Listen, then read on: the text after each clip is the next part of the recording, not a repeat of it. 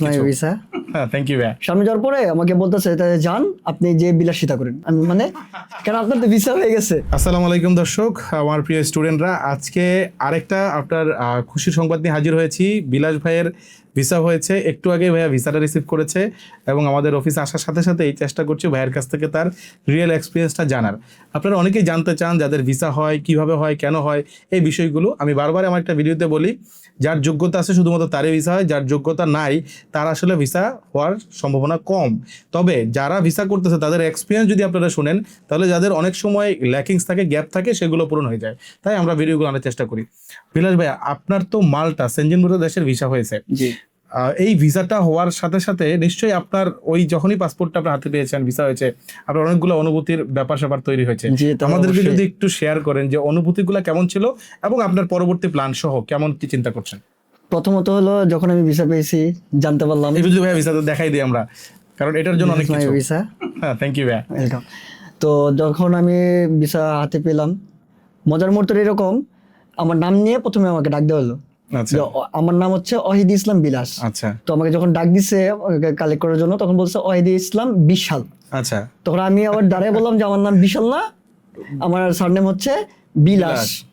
সামনে যাওয়ার পরে আমাকে বলতেছে তাহলে যান আপনি যে বিলাসিতা করেন। আমি মানে কেন আপনার তো ভিসা হয়ে গেছে।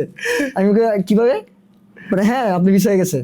দেন আমি আমার ফাইলটা পেলাম, দেন আসলে দেখে খুলে দেখেছি আমার আচ্ছা ভিসা হয়ে আচ্ছা, গেছে। আলহামদুলিল্লাহ তো আলহামদুলিল্লাহ। এটা হওয়ার পরে আমার অনুভূতি এরকম ছিল যে প্রথমত হলো লাইনে দাঁড়িয়ে থাকতে হলো প্রায় 4 থেকে 5 ঘন্টা, অনেক line। স্ট্রাগেল, এর মধ্যে রোজা, রোজা, হ্যাঁ।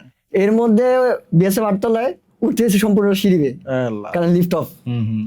তো যত কষ্ট দখল দেওয়া গেছে সকল সবকিছু- কিছু অবসান ঘটে গেছে সাথে সাথে। সবচেয়ে মজার ব্যাপার হলো যে বিলাস ভাইয়ের বাবা একজন প্রবাসী, উনি বিদেশে থাকেন। সো ওইখান থেকেই ফার্স্ট গ্লোবাল ভিসা কল সেন্টারের যারা আমরা কাজ করছি তাদের সাথে যোগাযোগ মেনটেন করেছেন এবং ওনার ছেলের জন্য যথেষ্ট ওনার টেনশন ছিল যে আসলে ভিসাটা হয় কিনা।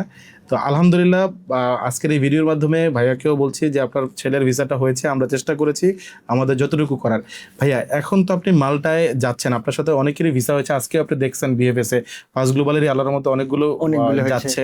তো এখানে আপনাদের একটা কমিউনিটি, আমরা আসলে মনে করি যে আমাদের একটা কমিটি আছে অলরেডি মাল্টাতে, সেটার সাথে আপনারা পেয়ে যান এবং এখনো হয়তো আপনার সাথে 2-1 জনের কথা হয়েছে। তাদের আসলে আপনারটা তো আমরা নিচ্ছি, তাদেরও সাথে কথা বলে আপনার কেমন মনে হয়েছে ফার্স্ট গ্লোবালের ব্যাপারে?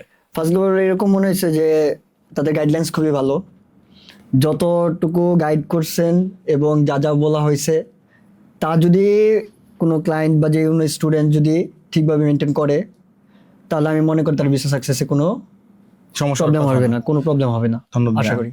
সুতরাং আজকে বিলাস ভাইয়ের যেরকম ভিসা হয়েছে, এরকম অনেকেরই ভিসা হচ্ছে এবং ভবিষ্যতে আরো ভিসা হবে, এটা মধ্যে আশা করি। আপনারা যারা বিস্তারিত আরো জানতে চান মাল্টার স্টুডেন্ট ভিসার ব্যাপারে, ভাইয়া একটু যদি আমাকে বলে, আইএলটিএস ছিল আপনার? না ভাইয়ার আইএলটিএস ছিল না। আমি আমার ভিডিওতে অনেক সময় বলি আইএলটিএস ছাড়াও মাল্টার একটা গুড ডেস্টিনেশন যেখানে আপনারা ফাইল প্রসেস করতে পারেন। সুতরাং যদি এই টাইপের কোনো প্রশ্ন থাকে বা কি করলে কি হবে, বিলাস ভাইয়া তো থাকলোই, যার সাথে আপনারা কথা বলতে পারেন। এছাড়াও অনেকেই আছেন যারা আপনাদেরকে সহযোগিতা করবে, আমরা আপনাদের পাশে আছি। ধন্যবাদ সবাইকে, দেখা হচ্ছে পরবর্তী কোনো সাকসেস ভিডিও নিয়ে।